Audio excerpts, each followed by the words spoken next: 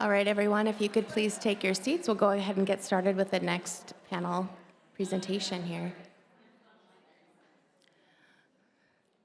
Okay, before Cody comes up, I'm going to introduce our panel speakers, and they're going to be talking about teens and the effects of social media for this next presentation. We have 4 speakers.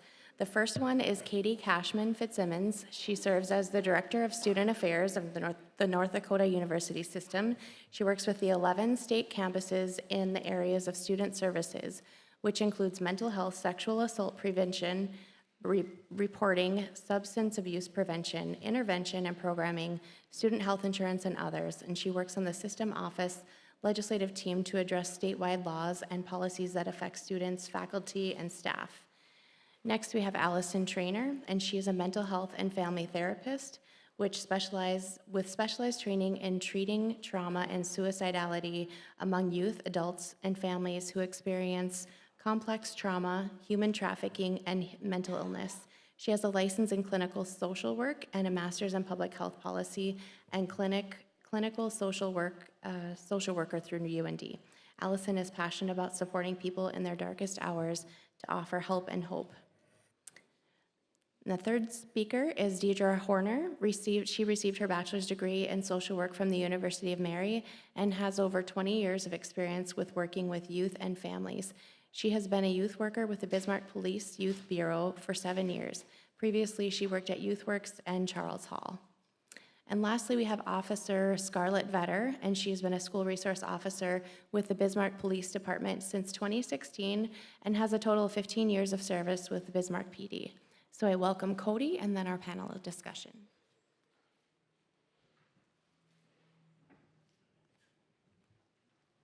I'm back. I don't see anyone bolting to the door yet, so that's a good sign. When I come up now, it'll be really short. It's only 2 slides. So I'm going to wait for that to come on screen, but I'm going to go over some of the data that we've collected through the North Dakota Violent Death Reporting System. I know some of you may not have been here right away this morning. It's a statewide surveillance system that collects data on suicides, and this is where the data I'm talking about today comes from. Oh, yay, okay. So since we started collecting data in 2019, we've had 65 deaths in that 0 to 19 age category. 75% of those suicides were males, with the average age being 16. Approximately 29% had previous suicidal thoughts and ideation, and 15% had a history of suicide attempts. 34% had recently disclosed suicidal thoughts or intent to die by suicide prior to their death. Over 53% had left a suicide note, and the primary method used was firearms at 49%. And the graph on the right kind of just shows the numbers broken out by year. 2019 we had 17, and it kind of decreased all the way through 2022 to 7, and then in 2023 it went back up at 15. When looking at the disclosures that were made, most of those disclosures in this age category was to friends at 41% and to other family members at 32%. And that's just kind of important to note when we're trying to stress the importance of these disclosures and to take them seriously, especially in this age group with their friend group. When we looked at the cases that involved the firearms, through our reports, we were able to find that 34% of the guns were stored unlocked, and 16% of the cases they were stored unloaded.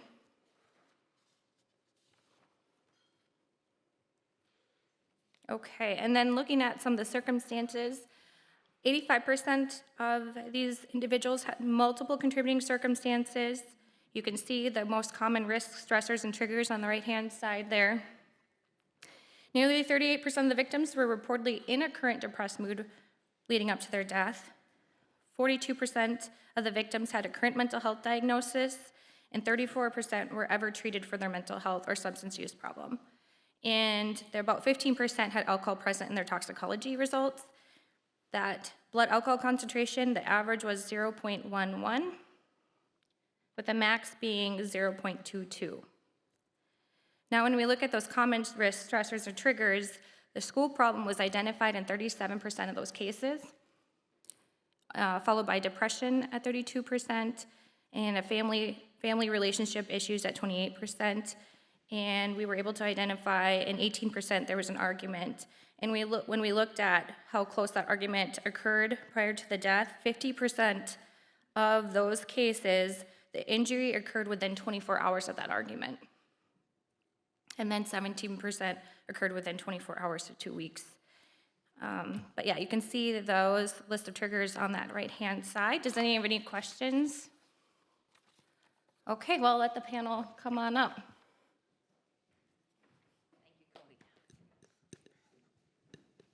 Good morning, everyone. Hello, hello. So my name is Katie Cashman Fitzsimmons, as Joelle introduced me.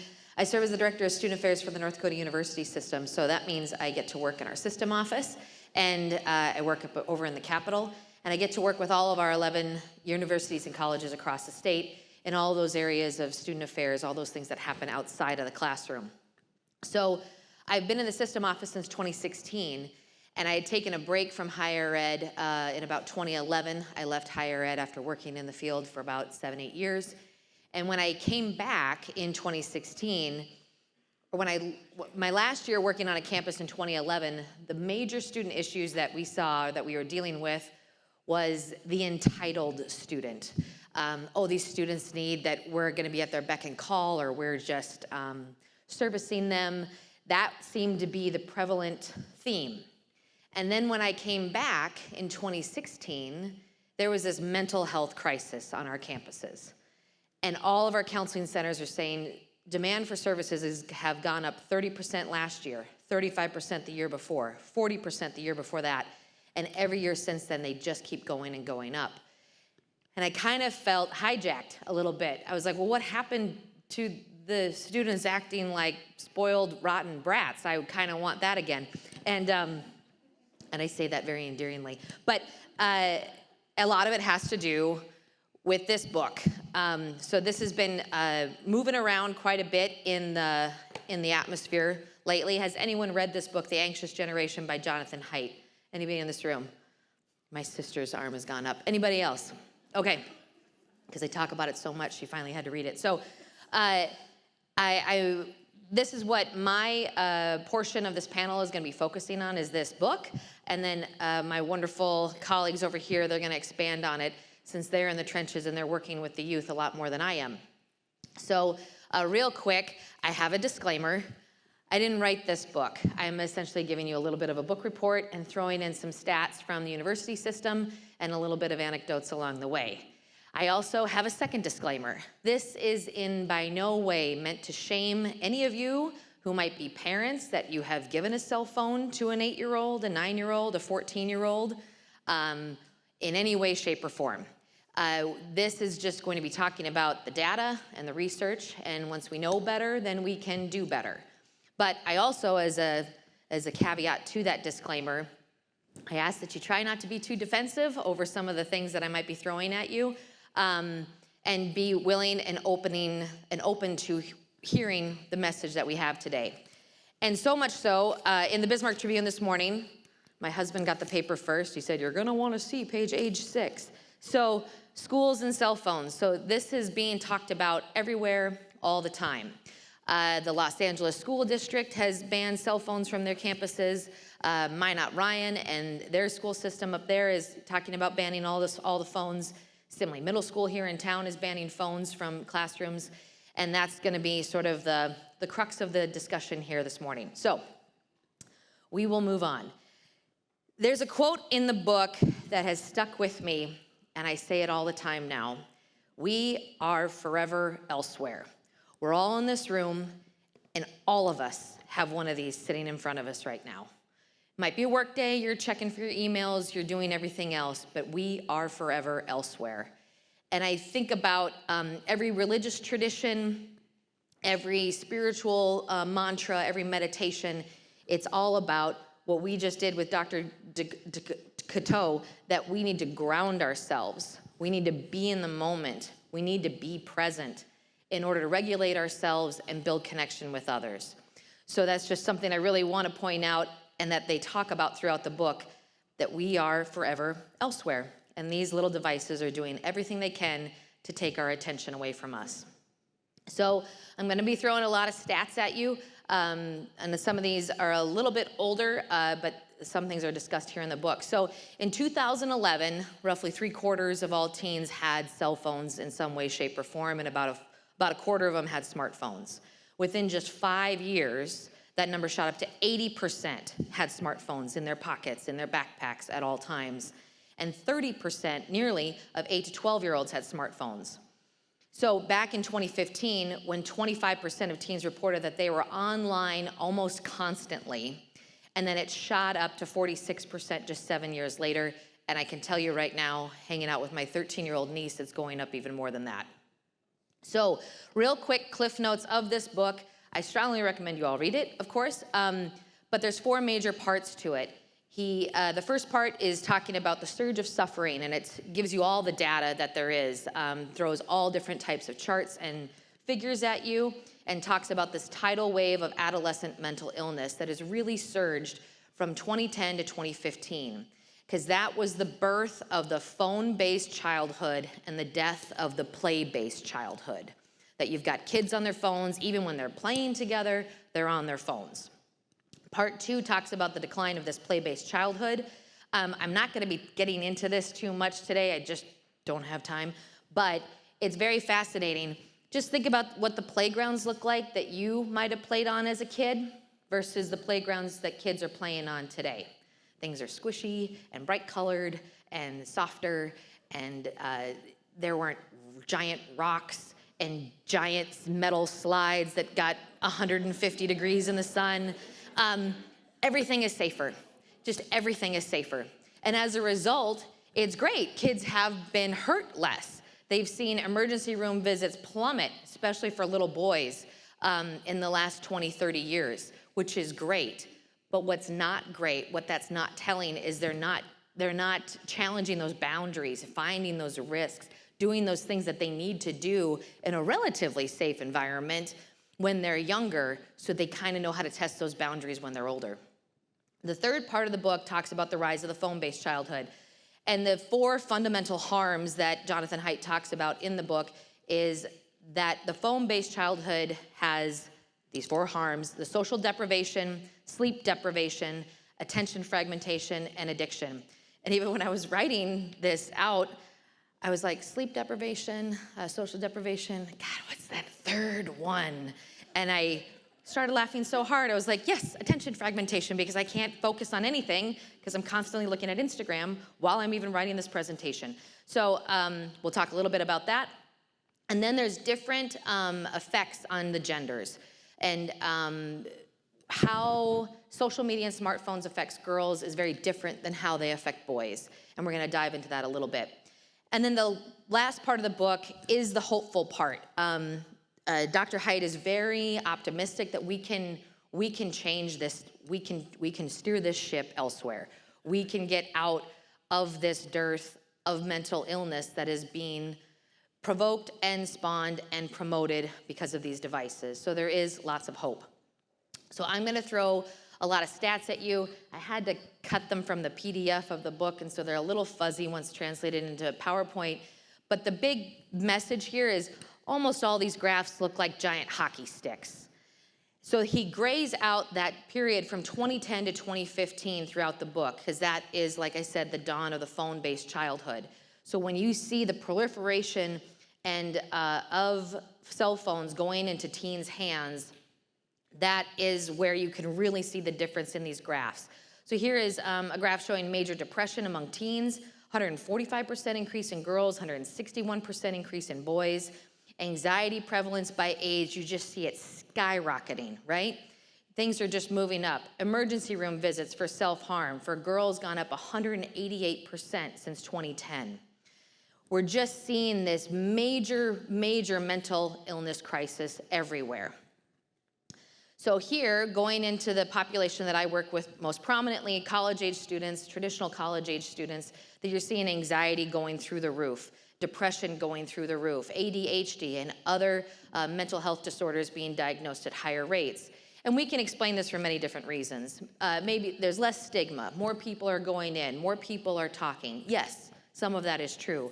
But when you see an increase like this this isn't just those that have been just lurking in the shadows, too afraid to say anything. This is really taking off like wildfire. So to get into some of the stats from the North Dakota University system, back in February of this year, we completed the American College Health Association's National College Health Assessment, which is a mouthful, so we affectionately call it the Acha-Nacha, which is way funner to say.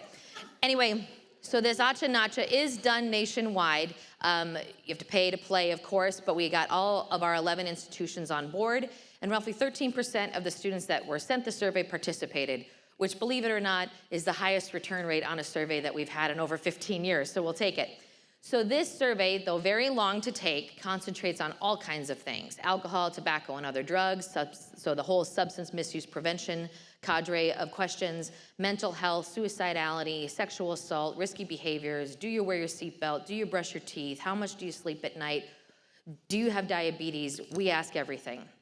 And we even ask a little bit about firearm possession and access to firearms. So we did just receive the overall system reports a couple of weeks ago, so we don't have them put into fancy splishy splashy dashboards yet. But overall, we have around over a third of our students, 36%, have been diagnosed with anxiety, and around 30% of students have been diagnosed with depression. And about anywhere from a fifth to a third of them are saying that this is negatively impacting their academic performance. So this is hitting everybody. And around 75% of these students have also said, I've gone to talk to a healthcare provider about anxiety and depression. So other stats that really just hit you real hard: 43% of our college students are saying that they're lonely. I don't know about you, but when I went to college, lonely was never a word that I think I ever used. I was homesick maybe the first couple of weeks on and off, or if something didn't go my way, but I never remember being lonely. I remember being lonely driving away from college and thinking I'm no longer living within 20 yards of like my 50 best friends, but never when I was there. So we have about half of our students saying that they lacked companionship. 60% are saying they feel left out. Half feel isolated from others, and almost 70% are struggling with procrastination. How can you not struggle with procrastination when you have the whole world at your fingertips and so many cat videos and so many things that you could be watching instead of doing your homework, right? So this is a slight tangent, a slight step aside, but I think this is really important to point out. So in the K-12 system, students can be on IEPs, 504s, that you get different accommodations, right, for different challenges that students may have. In college, those don't translate exactly the same, but you can have accessibility services help you to make sure that you can attend your classes and participate and perform to your fullest ability. So most of those are, I have a vision problem, I have a hearing problem, I broke my leg and I can't carry my laptop into class, things like that. That's usually what the accessibility services offices primarily accommodated students for. And then it really started taking off: test anxiety, depression, bipolar disorder, all of these things. And then you can see this, again, another hockey stick for us, just shoots right up in 2014, and it just keeps going. So here's a snapshot of one of our 2-year campuses, and this is old, but just look at this. In just one cohort's amount of time, from 2014, the amount of accommodations that this accessibility office did, a quarter of them were emotional disorders, and accommodations need to be made. But 75% were intellectual and physical. I'm dyslexic, I have muscular dystrophy, I'm blind. By 2017, look at how much it has switched. And this same office now, it's 20% are physical and emotional, or physical and intellectual accommodations, and 80% are psychological accommodations for students in class.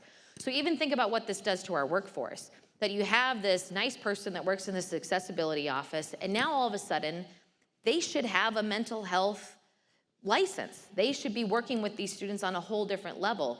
It radically changes what it is that we need to do in order to promote student success and retention on our campuses.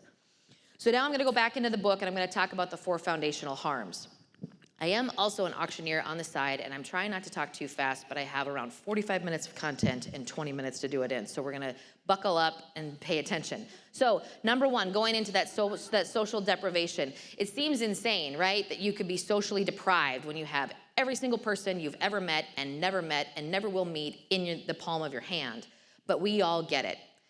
You're less connected. This asynchronous connection is just not cutting the mustard. You have to be hanging out together. You have to be playing together. You have to be problem solving and fighting together in order to develop and grow as a human. It's just the way it is, and it's just not gonna change overnight.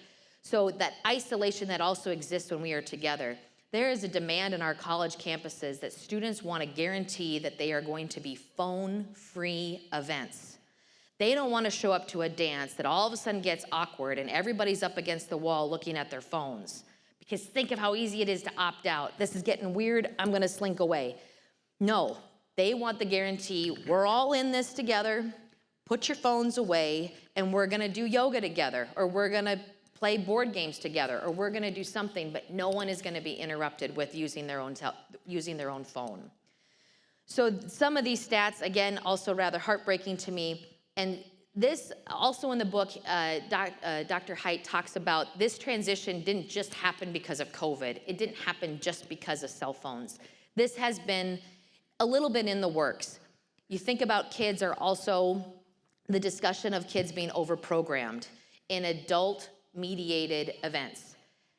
Trying to set up play dates for my kids, ages 4, 7, and 9, takes an act of Congress. And maybe it's my kids or maybe it's me, I don't know, but to call up one of their friends, like, nope, we're at a hockey tournament again this weekend. Nope, we're traveling for basketball. We're missing 3 days of school this week for it. Nope, we're doing this. Nope, we're doing that.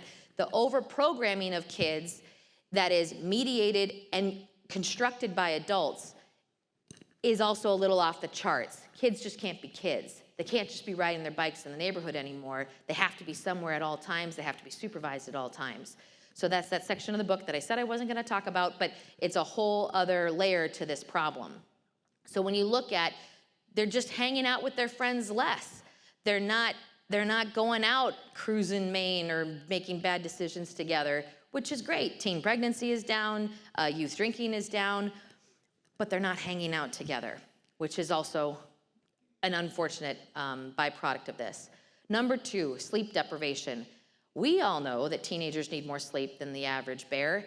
They need it for their development, they need it for their growth. And how on earth are you going to get the 8 to 10 hours of sleep that you need a night when this thing is going off on average once every 5 minutes? 192 notifications a day is what an average kid gets. I've glanced over at parents that do, those tracking apps where they watch what their kids are doing on their phone. And someone showed me, they were turning on, see how this works? I'm just gonna turn her access off because we've hit the time allotment for today. And the kid had been on their phone for 13 and a half hours. 13 and a half, think of what you could do in 13 and a half hours. 13 and a half hours. So I see this and I'm like, we're happy about this? They're like, well, she didn't look up any porn today and she didn't do any of this. This is all so good. And I was like, this is good? So again, my kids are a little bit younger, so I haven't crossed this threshold yet, so it's easy for me to sound this way. But it isn't just the social media use. It isn't just the notifications. It's also, they're gonna stream Netflix. They're gonna be looking at pornography. We're gonna talk about that more in a little bit. Video games, all this screen time. We know that the blue light isn't good for us for rest, but it certainly isn't good when your brain is still humming and you're still thinking about this stuff, trying to sleep. This attention fragmentation, so like I said, notifications on average of 192 a day. So if these teenagers are getting around 7 hours of sleep, that's a generous allotment there. And so for the rest of those waking hours, that's 1 notification every 5 minutes. So just imagine you're sitting in geometry class, you're trying to learn about SOHCAHTOA or whatever it is that they do there now, and you get these constant pings. Your mom's asking you, what do you want for dinner tonight? And then 5 minutes later, did you see what so-and-so is wearing today? And then another one from your dad, don't forget, you've got swim practice at 4:30 and you left your suit in my car and you gotta come here and get it first. When the kid is just trying to go to school. It's this constant connection, which is great. Connection is great, but not like this. there has to be this whole, a larger discussion of roots and wings, right? That you love your family enough, but you gotta be able to love them enough to have 8 hours away from you. Let these kids just be in school and do what they need to do while they are there.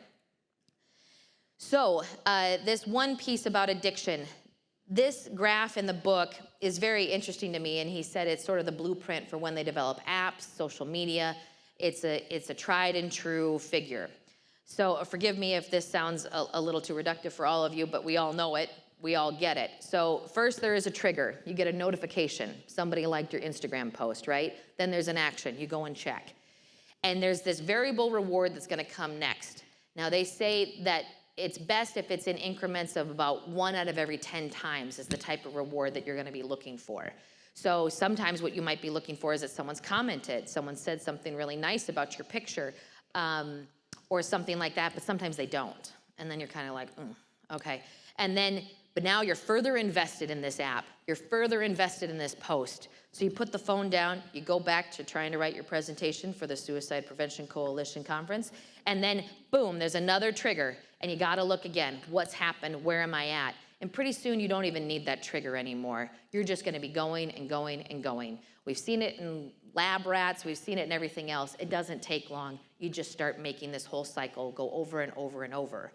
And this also goes into the discussion of the bottomless pit that is the scroll, the bottomless pit that the way they make video games now.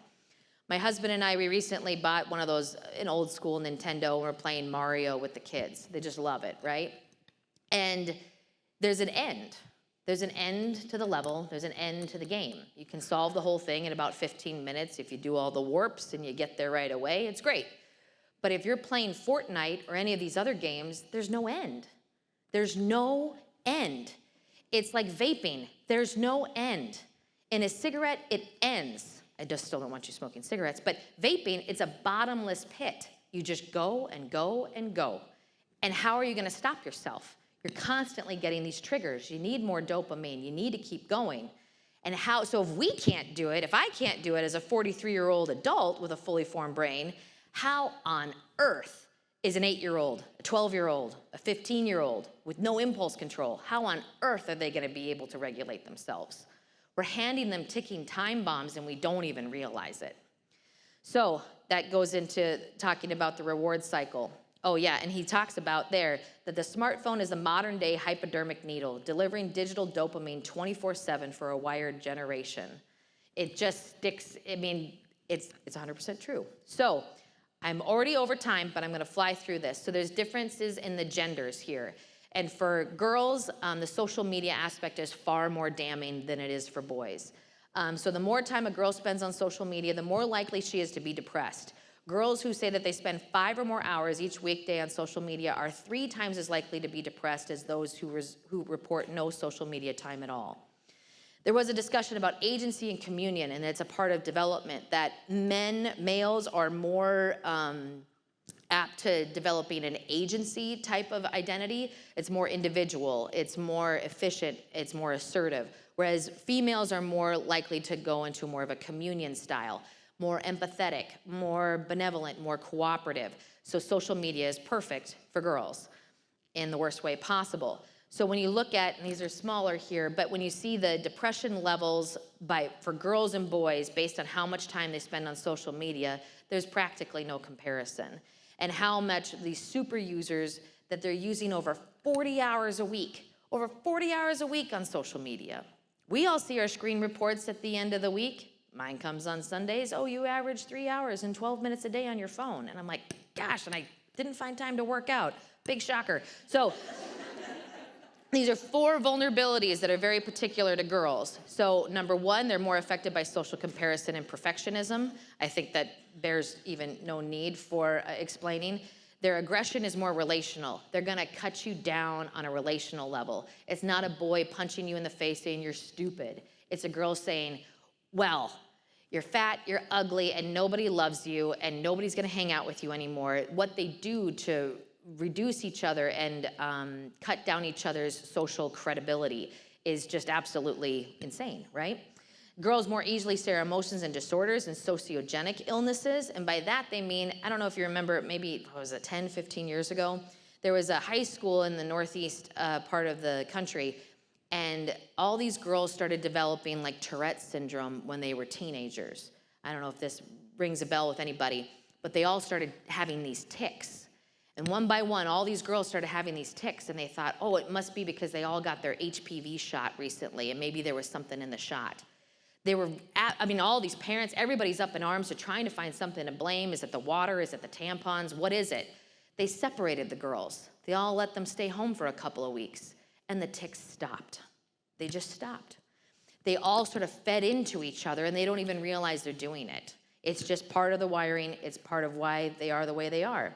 And girls are more subject to predation and harassment, and unfortunately, my colleagues up here have horrific stories to tell you of all of that. So here, again, just an example, how is a girl supposed to keep up on Instagram when someone is posting all these doctored and filtered photos that are gonna make you feel like an absolute troll in a time of your life that's already really hard, right? It's already really tough. So, and there's that lower graph just talks about being satisfied with oneself, where it kind of starts to bump up a little bit. That was leading up to 2010. Or so. Things were kind of starting to get, everyone's feeling a little bit better about themselves, and then boom, down we go. So this goes back into having a few close friends, that girls are more concentrated on quantity than quality, especially with social media. How many people are liking your posts? How many friends do you have? How many people talk about you in their stories on your birthday or when something happens to you? It's all about quantity, not quality. And then, but even though you might have all the friends in the world that are an inch deep, you're gonna feel really lonely. You're gonna be really, really lonely, and we're seeing it everywhere. We're seeing it, it's the largest conversation, I would say, in the student affairs realm of higher education right now. So what's happening to boys?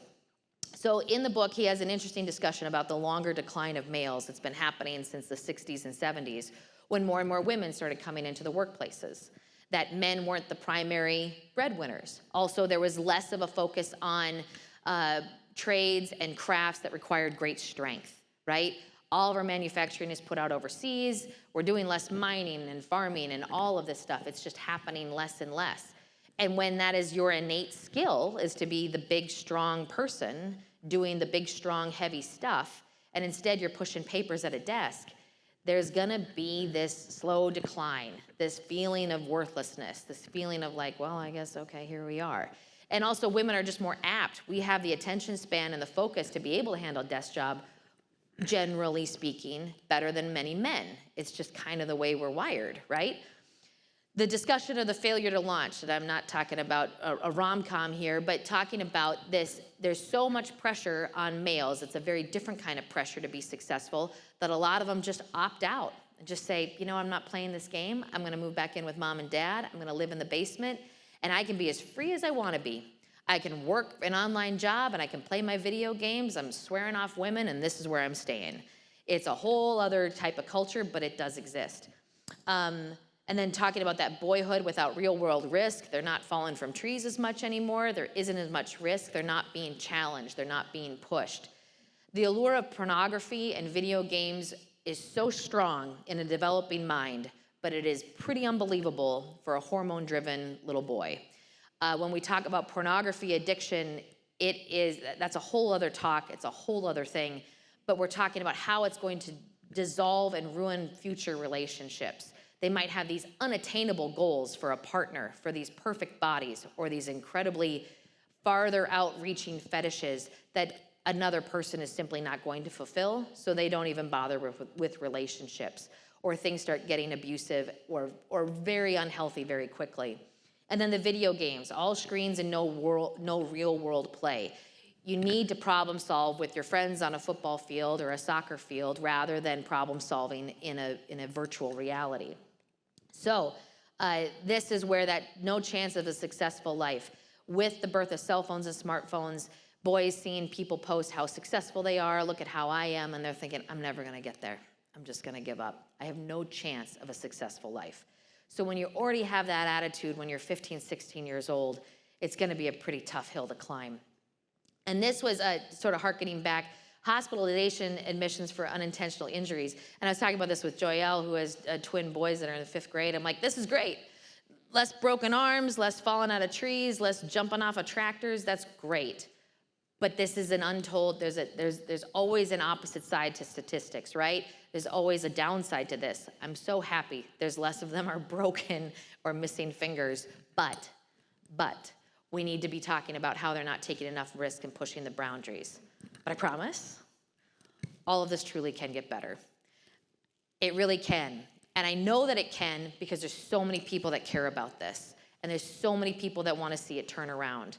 If you read this article, one thing that they talk about a lot is the apathy that kids have. Just don't want to do anything. Just, I don't want to be in a club. I don't want to do it anymore. I'm all burnt out.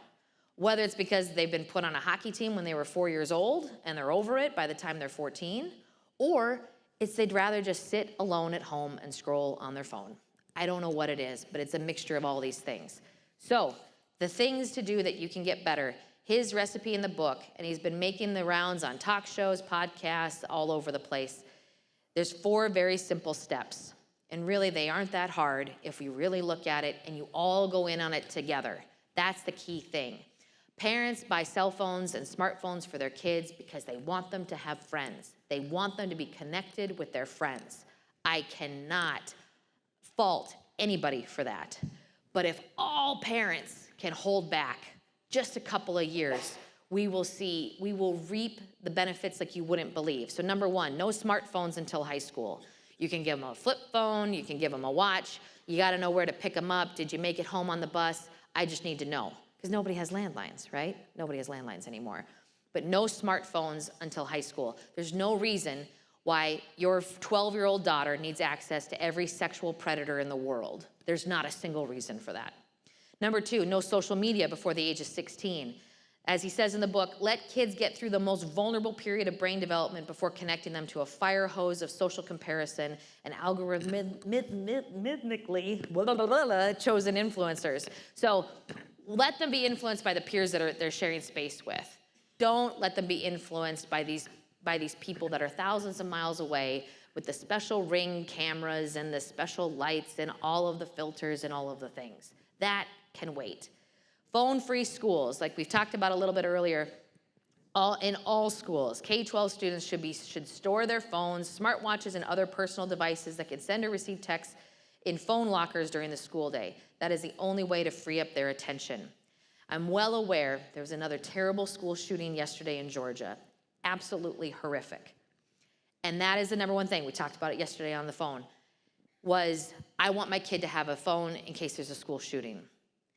But real quick, when I lived in Italy for a year in school, and if I had a cell phone and I called my mom to say, I'm in the middle of nowhere and there's a train strike and it's 10 o'clock at night and I don't know how to get home, and my mother is 5,000 miles away in the United States, what on earth is she gonna do for me? She doesn't speak Italian. Who is she gonna call? What is she gonna do? And now I've just raised the hackles of everybody. Now, I am not trivializing a school shooting here by any stretch of the imagination. But in those instances, parents being involved from the outside is more likely gonna lead to more chaos and more confusion at the scene. That we have to trust the professionals that are there. We have to trust the people that we've placed our public trust into to do what's best for our kids. And we have to train them well enough to know what's going on. But if they had a flip phone, or there is a teacher in the room with a phone, people can still communicate. And that is gonna be this tricky, sticky, tough point. But the attention span in classrooms and schools there has to be something done. There just simply has to be something done. And the last one is far more unsupervised play and childhood independence, as well as added responsibility. Let your kids just get on their bikes and play after school. Let them go talk to the neighborhood kids. We all grew up in the era of seeing Jacob Wetterling's photo all over Kirkwood Mall, all over everywhere. We were all terrified of being kidnapped. I know I was as a kid. It was something that was talked about a lot. But the likelihood of that happening, very small. The likelihood of something bad happening, very small. The likelihood of better development for the kids, way more likely, way more prevalent. So that is the spiel on the book. Again, highly recommend that you read it, take a look at it. And I do have a couple of other book recommendations. How to Break Up with Your Phone. I read this earlier this spring. It was written back in 2017 or 18, and so some of the things are a little outdated, but really good. A really good personal awareness piece of how much time you spend on your phone and what you're using your phone for. The dopamine detox, the one thing, these are all sort of about prioritizing your time. And if when we die someday, that we get to look back on our life as a movie, how much of that movie do you want to see a picture of you just looking at a phone? I know I don't want to see that. I want to see myself playing with my kids. I want to see myself going out with friends. I want to see myself volunteering in my community. I want to see myself talking with people like you, trying to make the world better. That's how I want to be spending my time, even if the cat videos are really funny and cute. So I'm going to turn it over to Allison now.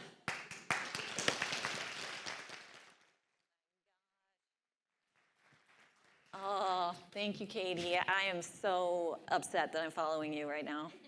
Son of a bitch. I'm over there just like emotionally eating chocolate-covered almonds. By the way, thank you for being here in person. There are good snacks in the back of the room, so please take advantage of those. I am going to read a little bit. I'm going to read a little bit about some experiences that I've had with youth. I know a lot of this can sound kind of sensational, especially if it's the first time you've heard it. And it can sound like, you know, suicide is very complex. We're not saying that this is boiled down to this particular issue. What we're saying is this is kind of is additional fuel to the fire that we need to address, and suicide is so complex. But this is one simple thing that we can do to address it. Does that make sense? It can move the needle, or just like one of the 1,000 raisins, just a few inches in the right direction. So that's why we're talking about this issue. Plus, it's you know, emerging. It's important to at least discuss as a group. So I'm going to share just a few stories from my experience working with families and youth. I do want to give a shout out. On every table, you'll see handouts for brief strategic family therapy. This is an evidence-based program for families. It's free for folks that qualify. And we have some of the original generation of professionals that do this work, that treat depression, that treat behavioral challenges among youth by targeting the family. So please raise your hand, brief strategic crew, right there. This is the real deal, folks. So I just wanted to bring attention to that. That's a resource that you can access in your community to help target some of these factors from a structural standpoint in a family. So I provided trauma therapy virtually to a young woman years ago. She reached out to me about 2 years ago and asked me if I could work with her almost then 9-year-old daughter who was experiencing a suicide crisis. They were kind of in a service desert around the Williston area. And her daughter was making suicidal comments, okay? Not even yet 9 years old. Engaging in superficial cuts on her wrists, which she thought were lethal.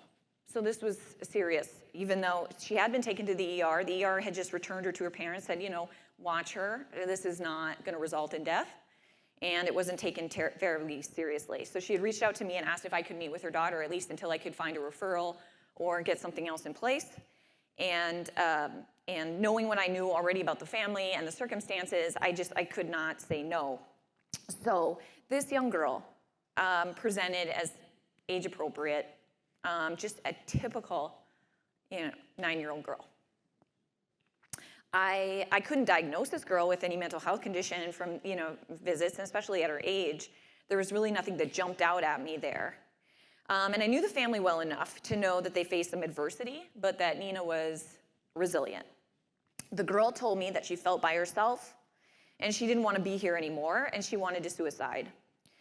She said the problem started at school. As we know, suicide is complex, and I'll break down how this all kind of maps on to what we know about suicide and the research around suicide. She said it started at school. She had gotten her first phone. Her mom had newly re-entered kind of the dating scene, and so was also a little distracted with that. Again, this is not a blame game. I'm just sort of setting the stage for how this can happen, because we've all been there. She was maybe a little distracted on social media herself, and Nina was starting to get absorbed in Snapchat, talking to peers on social media. Nina was being socially singled out and bullied. Her sister had told her that there was a peer group snapping and chatting about her, making fun of her for some personal details, which were actually pretty endearing, the way she talked, a very slight like speech impediment, things like that. Being rejected by her peers, she had nothing but time to scroll on TikTok, most likely looking at content that reflected how she felt. She ended up following videos by child mental health influencers. I don't know if you're familiar with any of this or if you've seen any of this, but without any deliberate intent of doing so, she had stumbled upon some information on self-harming practices in the guise of mental health awareness. So there are young people that are posting videos about their mental health journey, and I believe the intention is to spread awareness, to let people know they're not alone. But inadvertently, learning, of course, what we learned from Katie, hearing what you're going to hear from that, there is an effect, especially among girls, of social contagion. And we know that this effect can also play out with suicide and self-harming practices. This is well established in the research in schools, and so we're aware of this. This young child is absorbing content created by other unwell children, children that probably have thousands of followers. I presume many of these videos were intended to spread awareness, but what we know is that this is what happens. So you have a young girl who's very vulnerable, feeling isolated by her peers at school, and now she has nothing but time to scroll at her most vulnerable time in her life, where she's already feeling isolated. This young girl, fortunately, did not know that the cuts on her arm were not going to result in death. But it was really the intention that she had to end her life that struck me at that age, especially since she had no real priors, no prior attempts, and so forth. It was a relatively new concept to her, or idea. Fortunately, through our assessment and safety planning, she was happy to have her mom involved in the conversation. We could process kind of what happened. We could talk about a robust safety plan, and we'll touch on that a little bit. And there's so many experts in this room that can really lay out for you what a good safety plan looks like. But together, they were able to look at how to limit some access to some of this content on the phone, how to make sure they had more family connection time, and determine a really good way forward with her peers. So with just a few simple interventions, we could make a difference. I'm going to share one other example that's a little different. So this is a young adolescent boy I'm going to call Kelsey. So he is 16.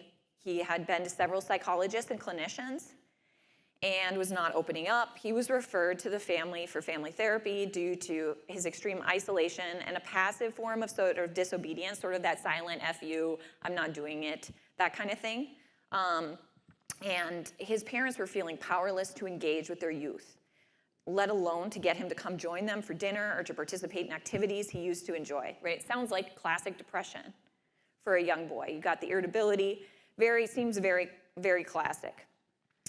He was already on a pretty significant regime of medications that he was taking, but he had also already overdosed on medications after a breakup for which he was briefly hospitalized. Like any family therapist, I supported the parents in rebuilding their relationship with their son, right? Like we learned about that connection time, that attunement, being with a safe person, joking with your loved ones is very important, right? It's a great way to build a relationship. It's a great way to reduce stress and tension in a family or with an individual that you're trying to serve. But I was also helping them set expectations, boundaries, and consequences, which is the other side of the coin, right? The family was struggling to gain control of the young man. He wasn't doing well emotionally. And so the family set a phone limit, and they eventually had to remove the phone altogether. They put restrictions on the phone so they could monitor what was going on, and he was spending over 15 hours on his phone, which included illicit pornographic material and sharing inappropriate dialogue and videos, which I can only hope included peers. So this young man had threatened suicide upon the removal of his phone, declaring that he would hang himself. And he did not get his phone back. He did, and this could sound just like a gamey attempt, but when you see the desperation and the fear and the emotionality, you have to take that seriously. And I believe that some of these threats are absolutely legitimate. So this sounds sensational, but it's not. This is common, this is not uncommon in family work. It's not uncommon in the youth that we serve. And I'm gonna break down why we believe that this might be linked in some of the things. So if you've been to this before, you've probably heard me harp about Thomas Joyner's work. Thomas Joyner is an American psychologist who lost his father to suicide, and he became dedicated to research on suicide. And he developed this model on why people die by suicide, and he said that these 3 things have to be in place for someone to take their own life. One of those pieces is feeling like a burden on others, which means lack of self-efficacy, lack of worth, not feeling like you add value to the world, really keying into some of the things that Katie was talking about earlier. We have isolation from peers, at least in person, personal interactions. And then the last thing is desensitization, which usually talks about desensitization towards bodily ordeal by, going through active duty in the military. Desensitization by exposure to trauma, because basically, when you've been through hell, suicide doesn't seem very scary anymore. However, with our young people, we're seeing less maybe of that direct desensitization, but they are exposed to content where other people are engaging in these kinds of activities. Other people are harming themselves. Other people are engaging in inappropriate content. So these are 3 things that we're seeing play out that really map onto Joyner's model. Think about at the center of these 3 factors is that hopelessness and that despair and suicide risk. Does that make sense? So what are we gonna do? What are some things? How is this tied to, how are smartphones tied to suicide risk? I'm gonna see if I can see what I wrote. Those little types are really small. Okay, so we talked about isolation already. They're not getting the direct face-to-face contact, problem solving, conflict resolution, all the skills that they need to feel competent and like effective adults or even young people. Their mental health is tied to their sense of wellness and self-efficacy, right? For all of us. We have to have a sense of purpose. We have to feel like we're good at something. If we are engaging in our lives through our phones, engaging, whether it's scrolling, watching content, posting, that's not giving us the sense of self-efficacy and purpose that we need as humans. It's just not. At the same time, the social reward system is hijacked. The dopamine system, the reward system is hijacked. We already learned a lot about how the brain is triggered into fight, flight, and freeze, right? The brain is triggered and then it lights out to the prefrontal cortex. Dr. Dakota already talked about that. The same thing is true for kids that are looking at content that is illicit, it's triggering, it's addictive. All of those things map onto each other. And another way to look at this is the addiction model, that it becomes an addiction. It's a behavioral addiction, just like cutting becomes an addiction. Just like this becomes a pattern of behavioral addiction. We see with kids that this forms a dependency to fixed feelings, boredom and sadness. So with our situation where we talked about Casey lost his phone. And that phone was his intimate partner, okay? That phone was his social connection. That phone was everything to him. That was his coping skill. That's what he did when he felt any kind of way. And I'd say probably the most prevalent challenge that I see in individual work and work with families is that kids don't have another coping skill.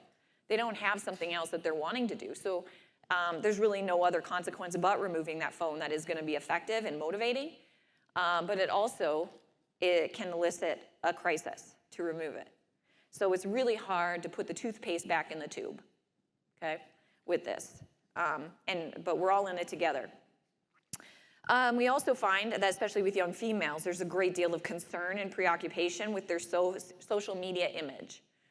And that can be incredibly challenging when everyone on Snap, which is probably one of the most popular apps that the youth I serve are on, all have filters. So the girls are posting videos or sending things, and they're using filters, and so young people are comparing themselves to their friends and loved ones on their best day or using a filter. And then disconnection to familial and community supports.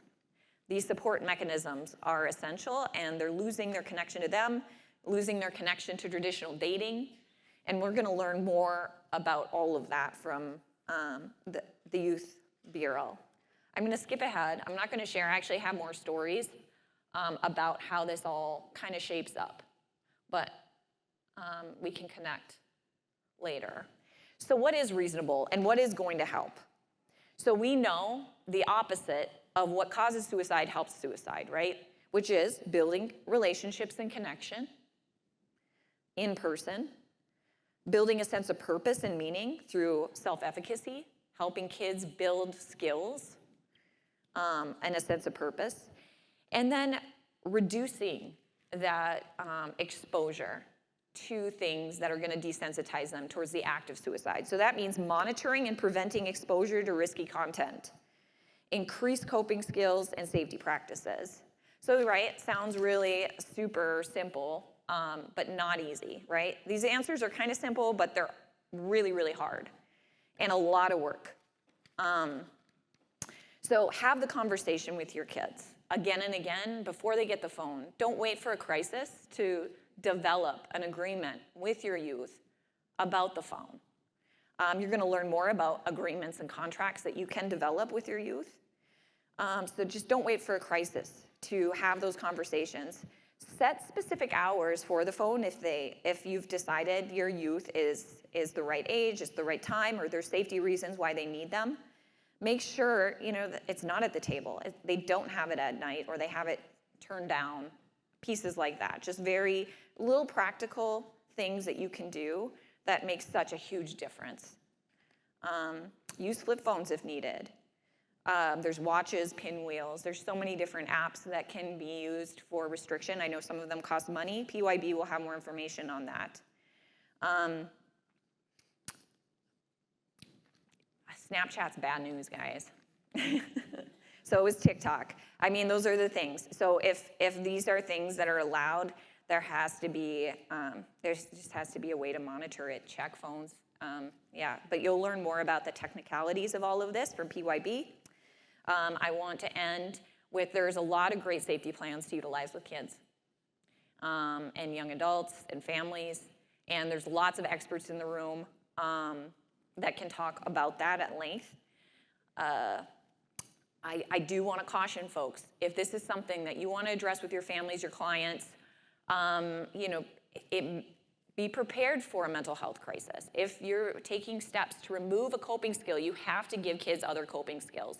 Just like if you're treating somebody who's a self-harmer, and you can't just say stop it, right? You need to find other skills to replace the self-harming. The same is true for phones. We can't expect that we're going to remove a kid's whole world and there's not going to be a crisis. So just a few little things, just to summarize, super quick. Set boundaries and make contracts before a crisis occurs. Have a set plan in place for when the boundary is broken. Kids are going to break the boundary, okay? They just are. And then increase monitoring and increase the non-phone social time. As a family in the community, that free play time. So that's kind of what I got. Thank you. Turn it over to my colleagues.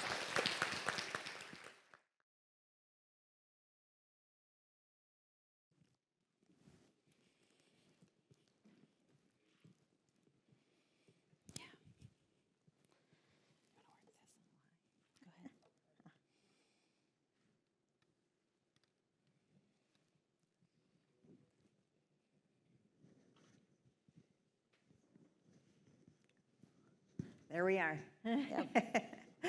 Okay, so my name is Deirdre Horner, and I work at the Police Youth Bureau. And if you're not sure what that is, we're located at the Bismarck Police Department. There's 6 of us youth workers that work there, and 8 school resource officers, and Officer Vetter is one of them. Our role mainly is to assist law enforcement when youth come in under arrest.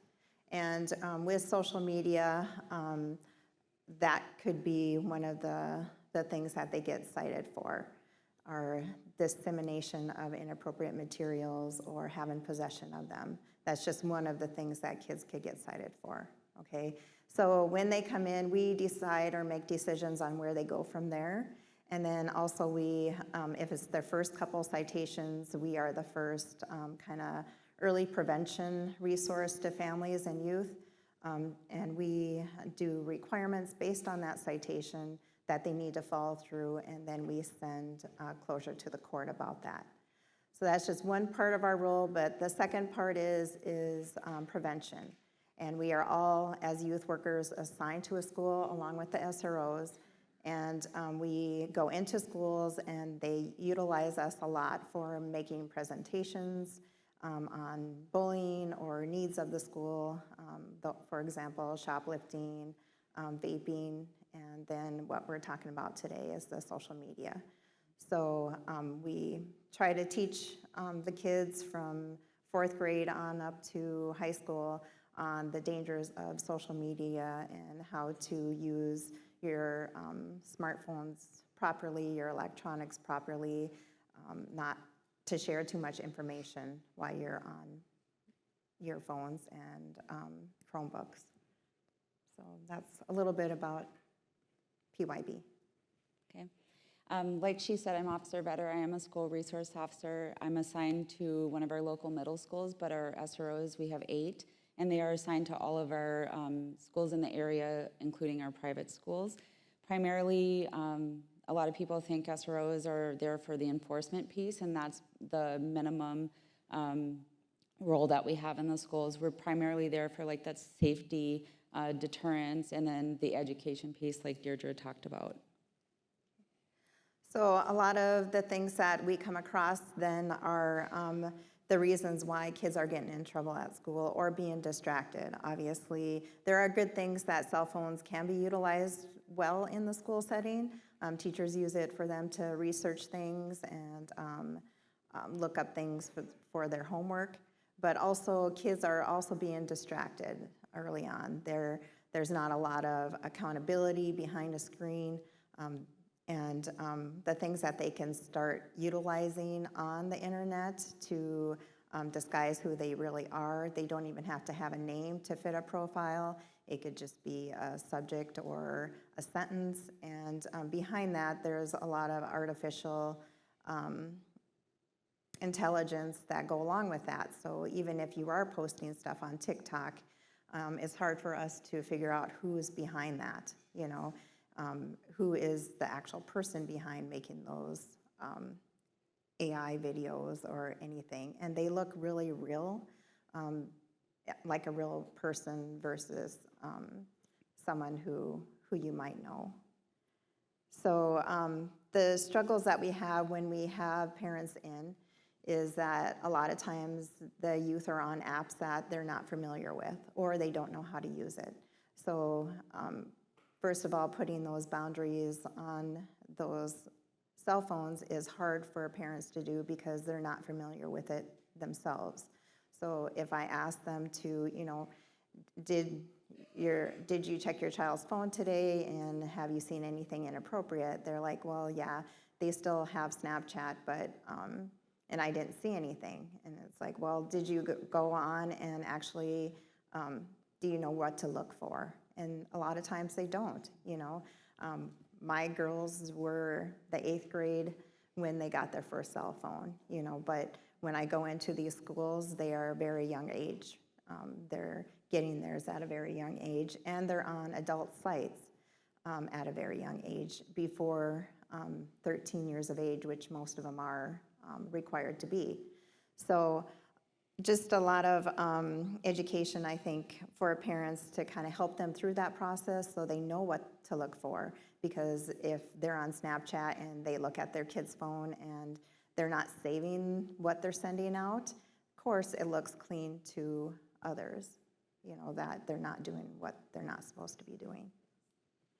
So cell phone use also in schools, we touched a little bit about that already. There's just a lot of distractions in the school setting. If you are in a breakup and you get that text message saying that you broke up during a school day, do you know that's definitely going to cause some distraction for you? If a youth is taking a test that day and they know they're not going to have privileges unless they pass that test, and the parent sees and gets on Power School and says, you know, you're grounded when you get home because I saw you failed your chemistry course. Do you see how that puts some strain and stress on youth when you have that connection? And just as much as you want your kids to be safe and you want to know what they're doing at all times, sometimes those things aren't always appropriate when they're in a school setting. They get easily distracted. And I want to just quickly talk about the cell phone in the school, like Katie talked about. If you need to get a hold of your kid, I work in the schools every day. You can call an office. We will get a message to your child right away. If it's an emergency, we have the resources in the school that can then pull that student in and be with that child when that emergency message is being passed on. In case of an emergency where there might be a school shooting or something serious going on around, we will get you the information. Your kids are trained. I just did the lockdown presentations at my schools. Your kids are trained in it. They know exactly what they need to do. They know where they need to go, and we will get you in contact with them. It does create a chaotic situation when parents are trying to reach out to their kids, when we need to make sure that the kids are safe and organized before we can release them to their parents. Quickly, some of the legal consequences for the misuse of social media. The dissemination piece is the one that we run into a lot, and that is just a kid taking a photo of themselves and sharing it out. Whether it's a boy or girl, we're going to treat them exactly the same. The possession of certain material prohibited, that is just the possession of child pornography. This one also gets kids in a lot of trouble because they like to share photos. It might be a boyfriend-girlfriend kind of situation, and they trust them so much, and they're so in love with them, and they would never do that to them, and they break up a day later, and they share it out.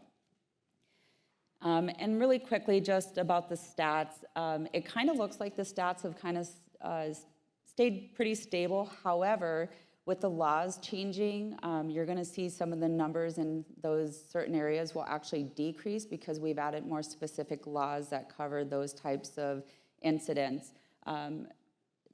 Social media misuse, you're going to see it in kids and adults. It just continues to increase.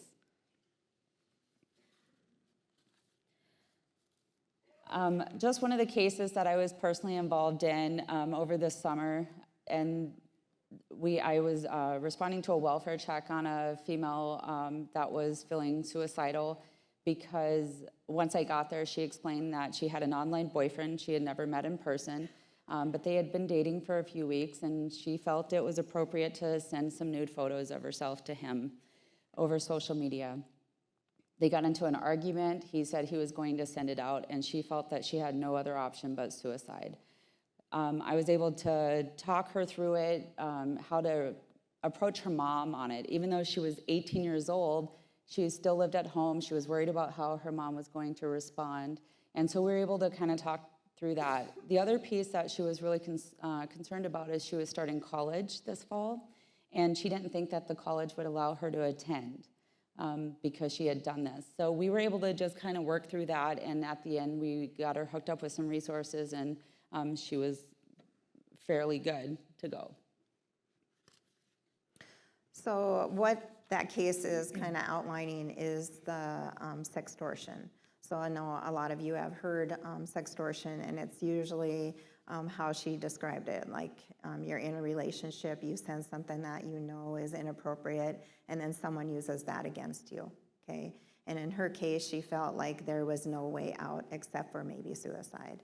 So that is definitely what our youth are facing today too. And instead of adult, can you imagine, it's hard even for adults to have bad breakups, but let alone a 14-year-old who also has this going on about her to her peers or possibly other family members that could see the things that she had sent. So just that desperation, which kind of leads us to one of a big case that had happened in our region and was prosecuted for. So I'm going to tell you a little bit about Brooklyn, and with her permission and her victim advocate, we are able to share the story about her. But she was from a small town, like I said, in our region, and she met a guy through Snapchat via just a quick ad, and he portrayed himself to be 17 years of age when in reality, after she had been dating him over a year, found out that he was indeed 37 years old and a registered sex offender in a different state. Okay. So her story is mainly, she does go out and do talks to schools and things, but her understanding or her life at that time, she said she had good parents. Her parents were strict. She was an A student. She was in volleyball. She had good friends in a small town, and her parents went to church. She said, but she still wanted to make her own decisions, which she did when she started communicating with Sean. He had sent her and kind of groomed her into giving her gifts, such as a cell phone so they could talk more privately. He would send her minutes, and eventually he would be asking her for photos just to get to know her better. That led to nude photos, into asking her to undress in a video. And he was able to do that because he moved her into Google Hangouts instead of the Snapchat. So once he got her into that, he was able to kind of manipulate her into doing more things through this Google Hangout site.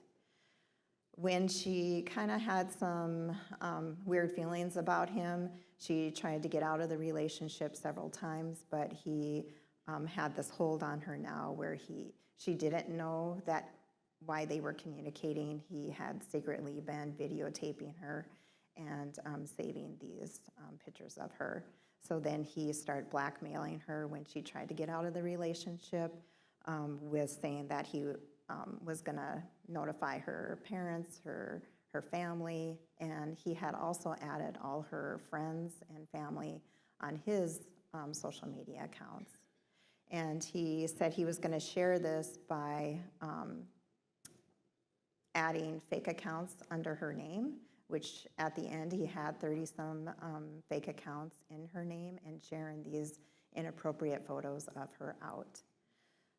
She was so anxious, like he had demands on her. She had to call him every morning at 4:30 before she got on the bus, before she could do her chores, and she hid a lot from her family. So one day, then she couldn't take it anymore. She went to her school counselor and asked for help. And in a short period of time, the counselor was able to get a hold of their SRO, and their SRO was able to get a hold of the special agents to help her to make sure that she was safe and that she was able to not have any indication that she couldn't communicate with him while they were doing all this background investigation. So they took her phone so that they could do what's called a phone rip, and that's just basically downloading the contents of her phone and social media for evidence for the case against this individual. In order to protect her, they said that she got in trouble at school, her phone was taken away, her friends even believed that. So when the guy couldn't get a hold of Brooklyn, he started reaching out to her friends and asked, "Where's Brooklyn? Brooklyn's not responding." And they're like, "Well, her phone got taken away." So we were able to safely do that for her. During her phone rip, some of the things that you're going to see up here are some of the items that she searched and websites that she visited. And as you can see, she was clearly acknowledging that she was in some kind of controlling, abusive relationship. She looked up revenge porn laws, how to stop blackmailing, because clearly he was trying to blackmail her into staying in this relationship. But then you're also going to see some of her searches of what's the best method for painless suicide. Overdosing on Advil, dealing with depression. So clearly she had fallen into like a very depressed state as she was trying to deal with this, which ultimately led her finally coming forward to her school counselor, and then the SRO got involved. Another thing that they were able to see from the phone rip is how this kind of happened throughout the relationship. Like Deirdre said, this guy found her on just a quick ad, probably a mutual friend. He added her and she started communicating. He then had access to all of her accounts. She was required to give him passwords to any kind of social media. He also screen recorded her friends and basically where she was from. So now he has access to everyone in her network, in her friend group. She did initially start off on that Snapchat, but then eventually moved over to other types of apps to communicate, which is very common. We deal with that all the time with our kids that we work with. This individual was ultimately charged here in North Dakota with these 6 felony accounts, and that was back in March of 2022. And then he was then, if you want to go to the next one, in February 2024, so just this year, you'll see that he was sentenced to 27 years here in North Dakota. During this investigation, what was also found out, there were a couple other girls that were victims to him as well here in our local area. And then also from where he was from, back in Wisconsin, he was also sentenced to another 40 years there for a similar case that he was involved in there. So he likely will never see the light of day, which is good. And this is Brooklyn, and what she really wants is for us to kind of get the message out to parents and kids, you know, from her experience, what she wants kids to know that through this process, she, you know, she wished she would have told someone earlier on, because when she was so deep into it, she felt trapped. She felt like she couldn't tell her parents. She thought she'd be a disappointment. And he actually had told her too that she would be in a lot of legal trouble for doing what she had done and sent him. So she really felt like she couldn't go to anyone at that time. But she had actually seen a presentation like we do in our schools, and she remembered that presentation and went to her counselor. So her experience was really positive. Because it had a good outcome. And the reason why it was such a good outcome is because she had good relationships with the detectives that helped her in the case. So now her family is very close to her. She said it was a process for them to kind of rebuild that relationship and trust again, but now they're closer to one another. She's very protective of her siblings. Her message is to not to add people that you don't know and haven't met face to face, which is what we teach in the schools as well. And then she also felt like she wasn't worthy, like Ellison had talked about, like even though she was an A student, she thought she wasn't smart enough, she wasn't skinny enough. So that kind of impacted her in kind of falling to what Sean was saying to her, that he was the only one that she can kind of count on, that her family wouldn't love her if they found out about the stuff she had been sending. So something that I want to also, I didn't mention, is something that Brooklyn had said. So this happened back in 2021 initially. 2022 is when he was formally charged, and then 2024 is when he was actually sentenced. So she's having to deal with all these things, and she's still going through help and some counseling and stuff. But one thing that she said that's important to keep in mind is she actually doesn't remember searching for suicide. For ways out. She's at a better point in her life. So whatever they're kind of struggling through at that moment, you know, it can get better, and just reassuring them.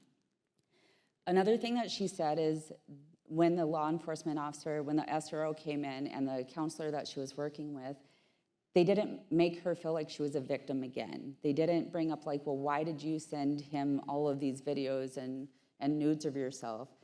They were understanding. And then another thing, because it takes so long from the beginning of a report being made to the end for court to go through, she needs resources. Kids need these resources immediately. So she recommended make sure that you provide those resources right away. Get parents involved, because a lot of the times the parents don't know that this is happening.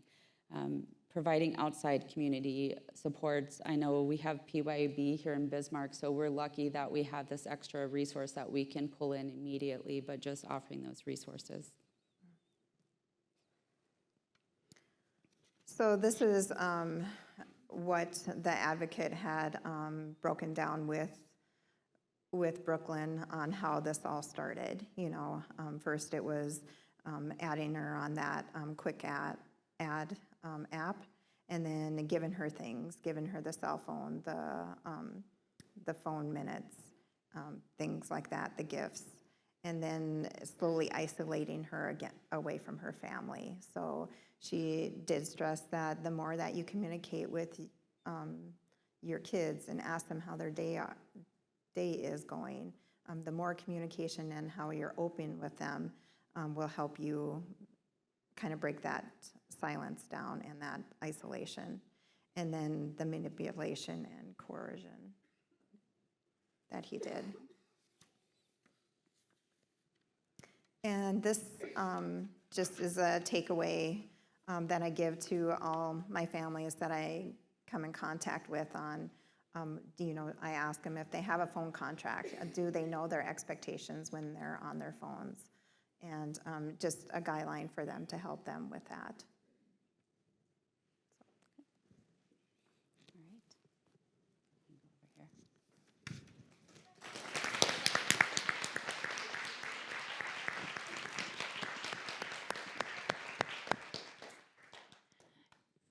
I know that that was really heavy information, but such important topics to talk about with our families. As a mother of 5, it gives me a little bit of anxiety, and I'm sick to my stomach right now, just because the world is at their fingertips. So, but all of this information is really helpful. Are there any questions in the audience or online? We have about 5 minutes before our next presenter.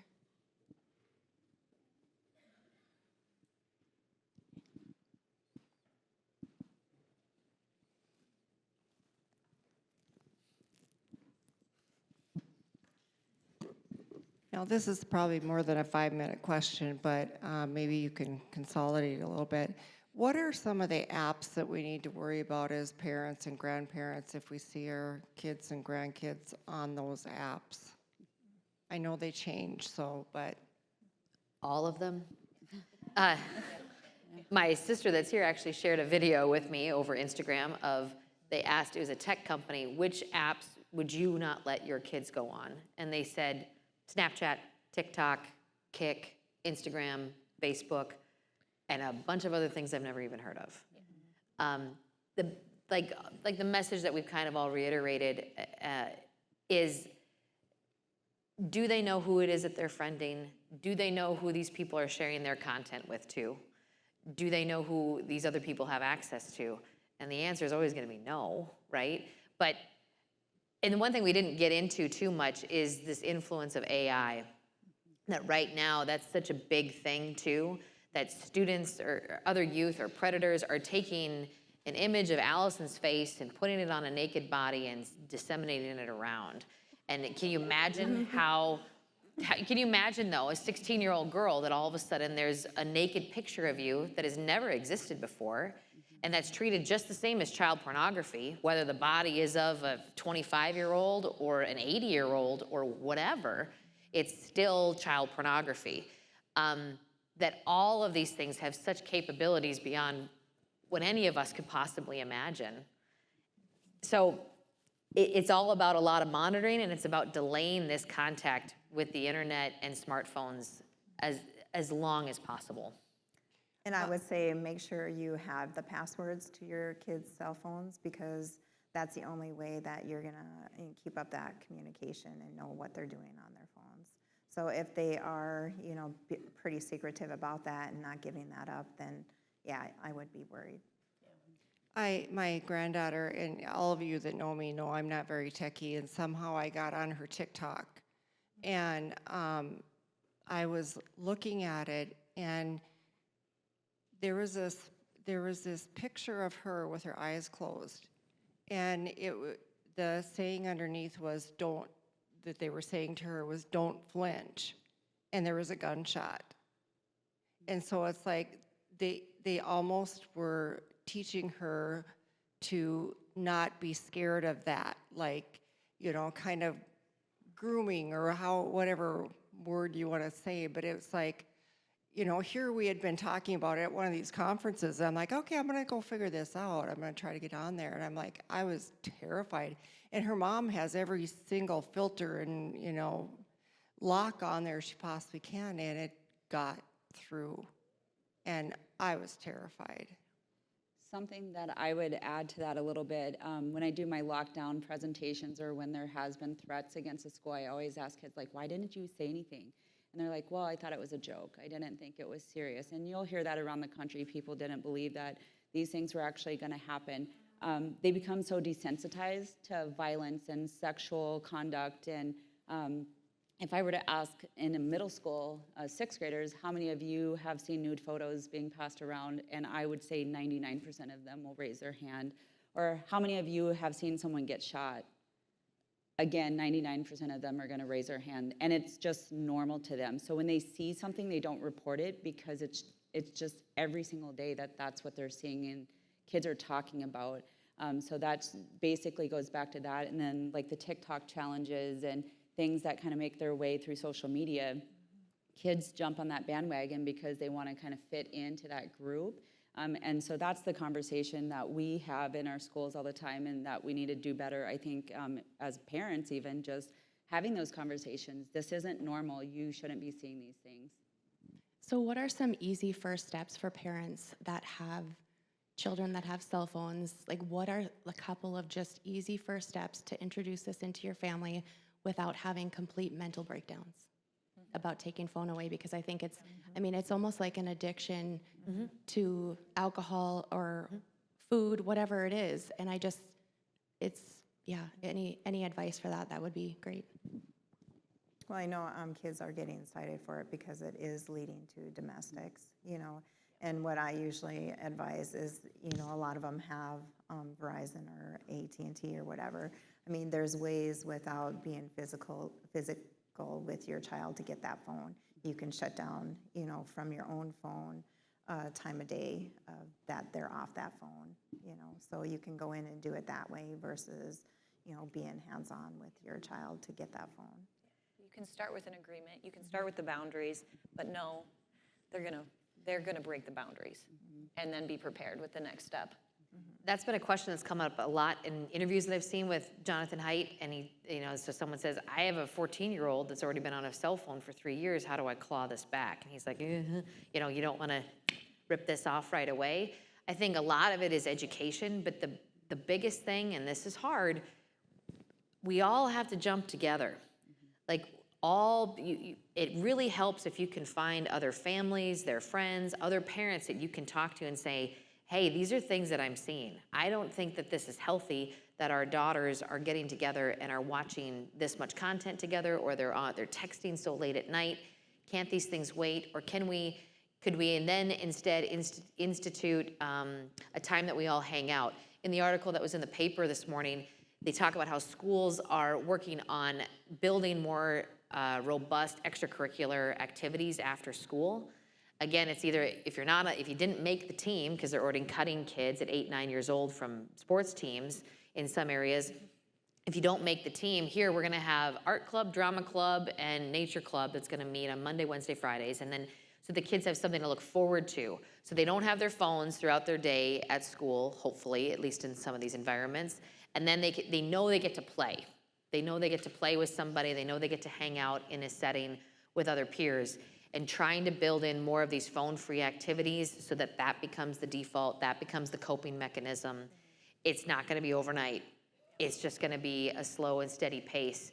And the best that you can do as a parent, a teacher, a provider, is educating yourself on what these are really doing, you know, and how much this is affecting them. And being a good role model. And being a good role model, being off your phone. My 4-year-old tells me to put my phone down all the time. But my 7 and 9-year-old, they want to know what I'm looking at. And when I saw that shift, I was like, oof, like that gets you. That gets you right here. That I was like, no phones in the house with my kids. I just can't. Have you guys gone into the schools and talked to the kids about what you shared with us today about cell phones and educate them? Yeah, that's what we go in and talk to them.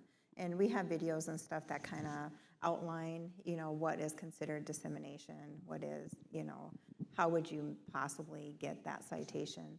So that's our role. We don't want kids to get that citation. I mean, we're preparing them for real life. I mean, this is something that you can't do all through high school. And it can affect you even if you take a picture of someone vaping or drinking. I mean, it's going to affect you. You'll have natural consequences at school. You'll have get kicked off academic probation and whatnot. We kind of tailor it to the grade levels that we talk to. All right, thank you so much for this great presentation. Just as a reminder, the presentations today are going to be recorded and will be available, so if anyone wants to share them with their family or friends, I'm not sure the time frame, but you will receive an email after, probably within a month or so, with the videos, so you can definitely share that. Thank you all for your time, and thank you for such great discussion. Thanks. So this morning's presentation of Tammy. Not for Dr. Dakota.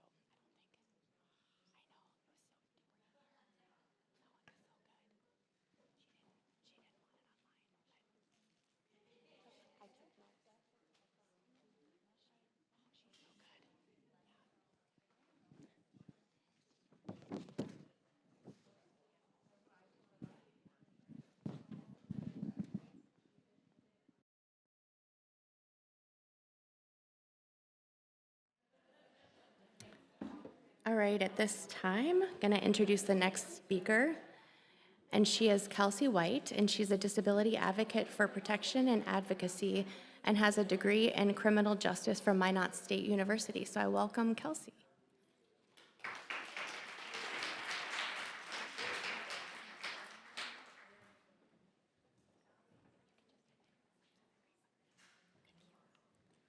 Well, hi, everybody. Well, I am going to try not to completely bore you, but no, this is good information. So I'm going to talk about the advanced mental health directives and kind of what they are, and there's going to be more information over at my booth over here. So what is a mental health advance directive? It's a legal and medical document. The written document outlines the desires, instructions, special provisions, and limitations regarding mental health treatment and care for an individual. The mental health advance directives are one of the most promising innovations in recent years to give individuals with a mental illness a greater voice in their treatment when they're unable to think and process. So it's a part of recovery for individuals. It's widely recognized across the country. So decisions are made for an individual when they have a mental health crisis or an involuntarily committed, and at the time they lack that capacity to make those treatment decisions for themselves. Others may make choices about, the hospital you're at, the types of treatment they get, who's notified about the treatment for you or whoever that might be. And unfortunately, at the time of the crisis, you or whoever might not be able to make your wishes known. So you may end up with other people making those decisions, whether that be the doctor, whether that be your family, whether that be your friend that's with you, your spouse. And it could be choices that you wouldn't have chose for yourself. So what is the benefit of having a mental health advance directive?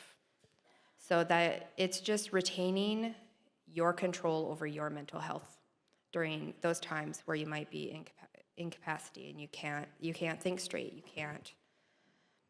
you can't process things. Earlier they talked about, in your brain, sometimes you black out and you don't understand what's happening. So in those situations, this would be lined up already for your directives on what kind of care that you want. It can prevent forced treatments, shorter hospital stays, or it could shorten your hospital stay. Prevent the need for having a guardian by having those put in place. And it's a tool to improve the communication with your doctor.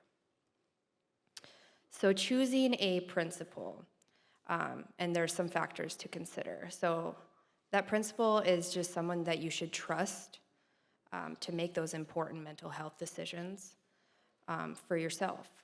It should be someone that you feel comfortable expressing exactly what you want, not have them persuade you into doing what maybe they would have wanted or what they think's best.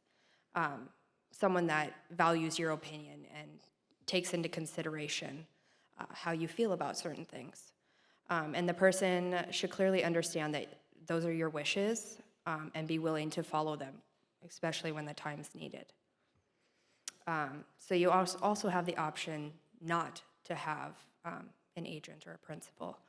So you are not required to choose one to do it. You can do it yourself. If you choose not to, you have to determine who you're going to share that document with. So in those times where you might be involuntarily committed, someone has access to that and can get it to that doctor. So just making sure that you have someone that has a copy of that so your voice can be heard, even if you're not mentally able to say what you need. So can your agent or principal have you committed? So in the mental health advanced directives, it says that your agent cannot commit you if you have it in there. If you have it in there that you don't want this certain person to commit you based on how they feel, you have that right. If the mental health advanced directive gives the agent or principal that authority, they will limit the ability to commit an individual without a court order. And then an agent cannot consent to admission to a mental health facility or state institution for a period of more than 45 days without a mental health proceeding or other court order. When does the directive take effect?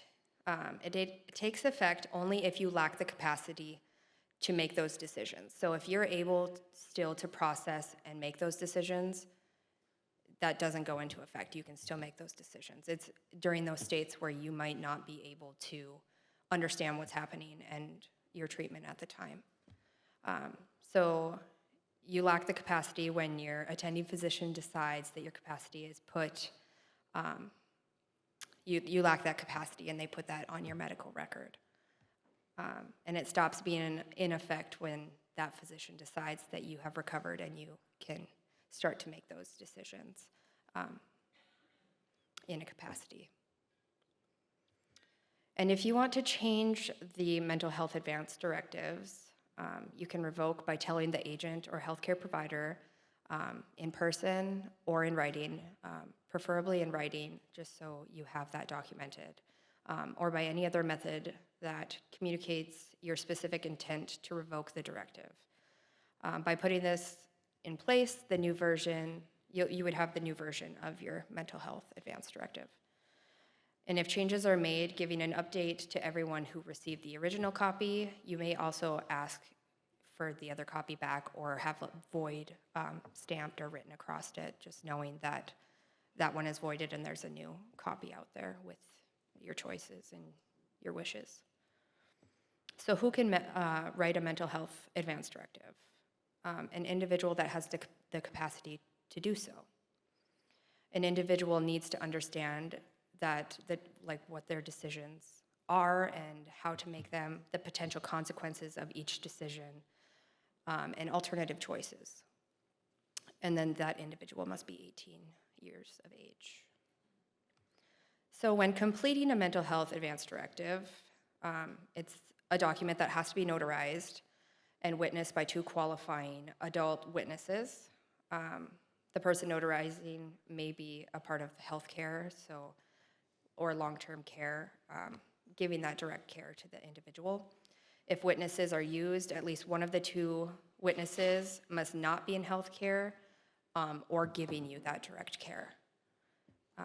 And then review additional limitations concerning witnesses. We also have some packets over there that tell you kind of how to fill stuff out, and also on our website that you can go and get them. Just make sure you keep a copy of the Mental Health Advance Directive for yourself. And then it says that twice. And then make sure that if you have a principal that you did assign to do it, making sure that they have that copy as well. So here is just our, if you have questions, here's our contact information. And then we always update on our website the century codes for that. And then here's the links for some of mine. But it was nice, short, and sweet. So if you guys have any further questions, I'd be happy to answer. Don't put me on the spot, though. Okay.